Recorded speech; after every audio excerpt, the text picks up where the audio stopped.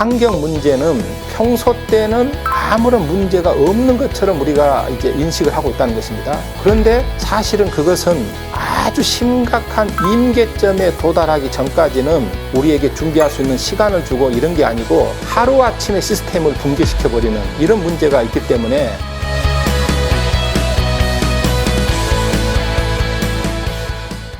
지속가능 발전 정책을 우리 행정기관이 구현하려면 어떻게 해야 될까요? 네. 아까도 제가 잠깐 앞서서 그런 이야기 했습니다만은 우리 전통적인 그 정부 관료제의 특징이라고도 할 수 있는데 이 정부 관료제는 이제 기본적으로 좀 하향식 그런 이제 그 명령에 의해서 업무를 수행하는 그런 구조가 많이 있죠. 특히 이제 우리나라는 이제 물론 이제 지금 지방자치를 하고는 있지만은 여전히 아직도 뭔가 그 중앙 집권 시대의 관행 이런 것에 우리 행정기관이 완전히 벗어나 있다고는 보기 어렵습니다. 즉 여전히 중앙이 좀 상위 기관으로 여러 가지를 지시하거나 통제하거나 이런 게 좀 있고 지방 정부는 또 약간은 좀 수동적이고 소극적으로 중앙 정부를 쳐다보는 이런 이제 좀 관행들이 좀 많이 있죠. 이런 과정에서 우리나라에서 이제 이 지속가능 발전 정책이라는 것도 어떻게 보면은 가령 예를 들어서 예전에 우리 뭐 박정희 정부 때 새마을 운동 보면은 이것은 대통령의 거의 명령에 의해서 청와대가 직접 그것을 기획을 하고 내무부 조직이 공무원들을 어떻게 보면 총동원하다시피 해가지고 아주 지역의 면 단위까지 이 새마을 운동을 이제 막 이렇게 부추긴다는 말이죠. 이럴 때는 공무원들은 그야말로 거의 군부대처럼 일사불란하게 돌아가는 것입니다. 근데 오늘날의 우리 행정이란 것이 또 그런 정도는 아니잖아요. 그래서 어떻게 보면은 정부 입장에서 보면은 굉장히 그 할 일은 많은데 지방정부와 중앙정부 간에도 일종의 역할 분담에 있어서 중앙정부가 해야 될 일은 어떻게 보면은 큰 방향성을 제시해주고 지방정부는 이제 그 틀 위에서 지방정부의 자율성과 독자성을 가지고 해야 되는데 아직 우리나라는 이제 그런 시스템이 좀 약하다는 것입니다. 즉 중앙이 다 뭔가를 짜주고 구체적인 가이드라인까지 다 주기를 많이 바란다는 것입니다. 그런데 이제 바로 이 지속가능 발전 정책이라는 것이 아까 이제 그 김대중 정부 때부터 이렇게 쭉 추진을 해오고 있지만은 사실 이 지속가능 발전의 개념도 중앙정부 차원에서 전 부처에 이렇게 확산이 되지 좀 못하고 있는 것도 한계가 있었고 또 이 지속가능 발전 개념이 처음에는 환경 분야에서 좀 어떻게 보면은 이제 이니셔티브가 있었기 때문에 환경부가 마치 전담 부서로서 역할을 하면서 다른 부처들은 자기들과 좀 무관한 것처럼 이렇게 이제 좀 인식이 돼 있다는 것이죠.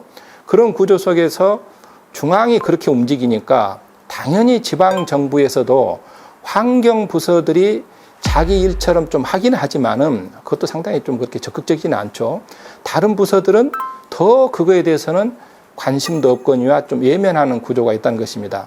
이랬을 때 이제 결국은 우리나라에서 이 지속가능 발전 정책이 어떻게 행정기관에 좀 자리 잡아야 되느냐. 바로 이 부분에 있어서 아까 우리가 유엔의 SDGs가 넥서스 전략을 굉장히 강조한다 했잖아요. 그래서 과거에는 이 의제를 주로 환경 중심으로 좀 문제를 좁혀서 해석을 해버렸다 그러면은 이제는 중앙정부도 마찬가지고 지방정부도 마찬가지로 이 SDGs의 목표들은 여러 부서가 한꺼번에 이 문제를 붙들고 협업을 하지 않으면은 문제 해결이 불가능하다. 이걸 첫째는 확실하게 인식을 해야 되고 그래서 행정이 지금 이 문제를 해결하기 위해서는 아직도 우리가 굉장히 어려운 난제이기도 합니다만은 어떻게 하면은 이 칸막이를 최대한으로 이것을 좀 완화시킬 것이냐. 부서 간의 수평적인 협업이랄지 조정이랄지 여러 가지 상호 그런 네트워크 구조를 좀 활성화시켜야 되는 것이죠.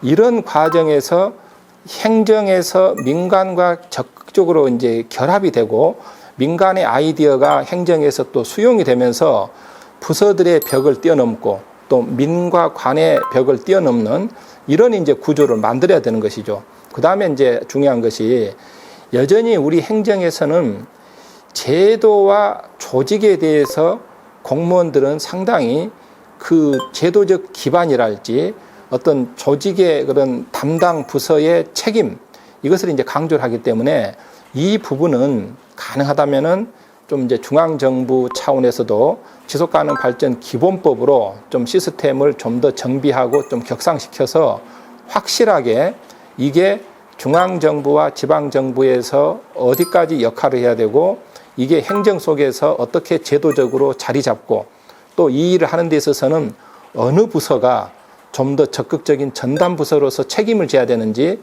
이런 걸 좀 더 분명히 해줄 필요가 있다고 생각합니다. 예. 중앙정부나 지방정부에서 지속가능성을 사전에 검토하는 시스템이 갖추어져 있을까요? 예. 사실 지금 우리가 이제 이 지속가능 발전에 관한 여러 가지 그 정책적인 그런 노력들을 많이는 하고 있는데 가장 어려운 가장 난제가 지속가능성 사전 검토라고 할 수 있겠습니다. 우리 행정이 대부분이 다 그렇다시피 일단은 어떤 문제가 일어나고 나면은 그 다음에 문제에 대해서 대응을 하고 그 해결책을 찾는 구조가 대부분의 행정의 관행이죠.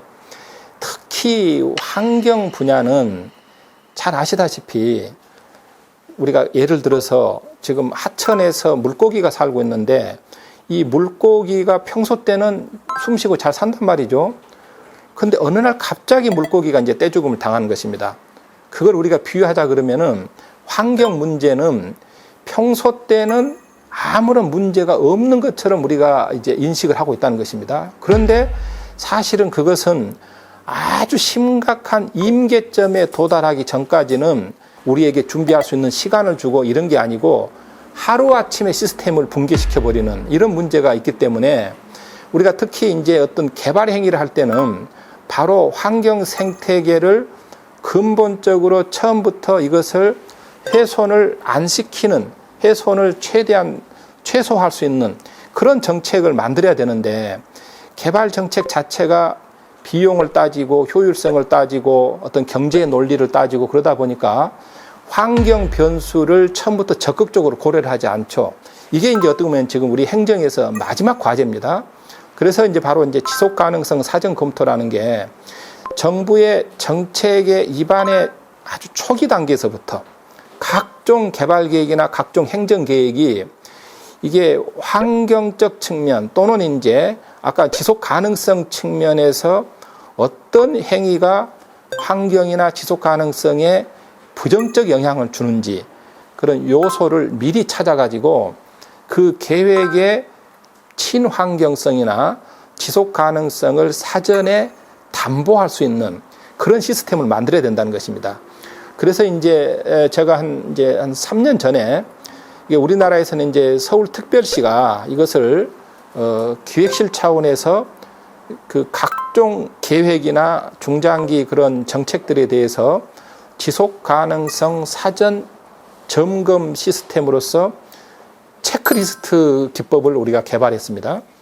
지금 이제 서울시를 비롯해서 충청남도도 거의 이제 그 시스템이 이제 개발이 돼서 모든 그런 이제 정책의 초기에 그런 지속 가능성을 검토하는 그런 시스템을 지금 구축하고 있다. 이렇게 말씀드릴 수 있겠습니다. 이 지방 지속 가능 발전 목표는 왜 중요할까요? 예.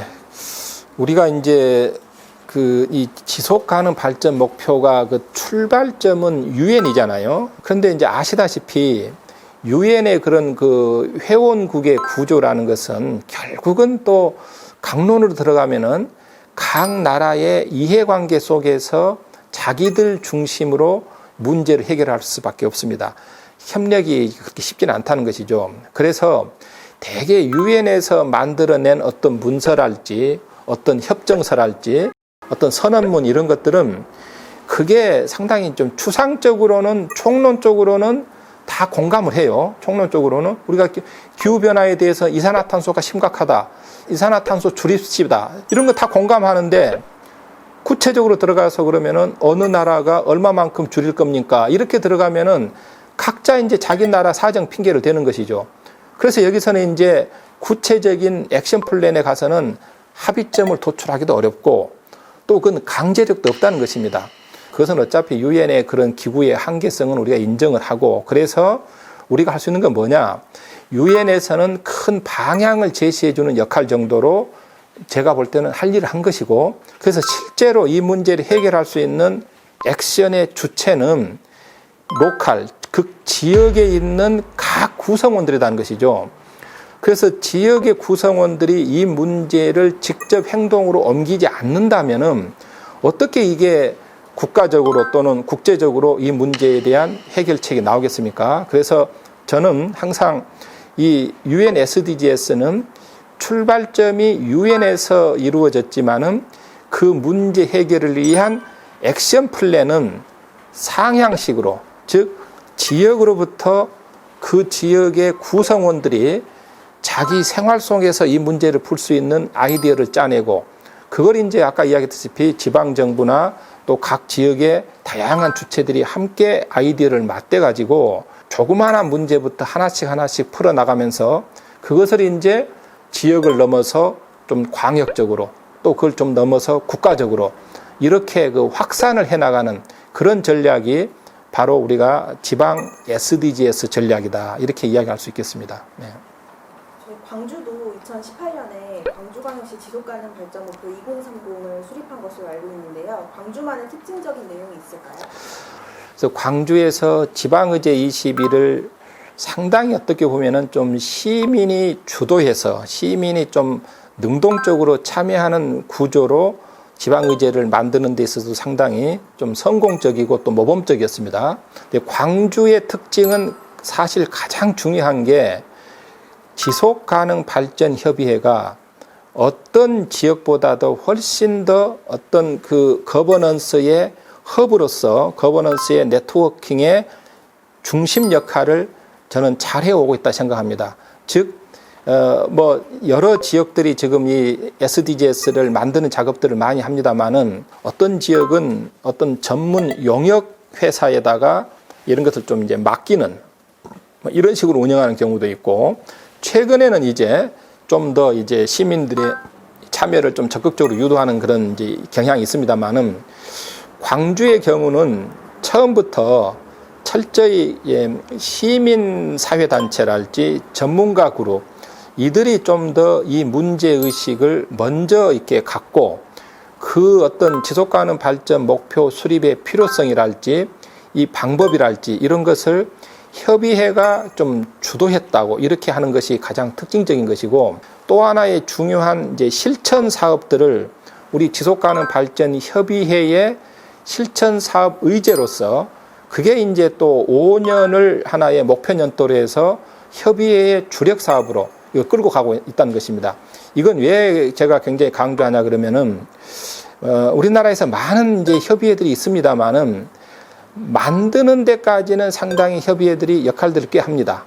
작성하는 과정에서는 뭐 시민도 참여시키고 또 토론회도 하고 교육도 시키고 그러니까 협의회가 작성까지는 그런 대로 나름대로 역할을 하는데 그것을 5년이랄지 이렇게 몇 년을 중장기적으로 일관된 사업 구조로 끌고 가는 지역들은 그렇게 많지는 않습니다. 시민과 함께 아까 우리가 말하는 이제 거버넌스형으로 구체적인 실천 사업으로 매년 그것을 연차적으로 사업을 끌어갈 수 있는 즉 실행력을 담보하는 SDGs 이게 저는 광주의 가장 큰 특징 중에 아닌가 이렇게 생각합니다. 네.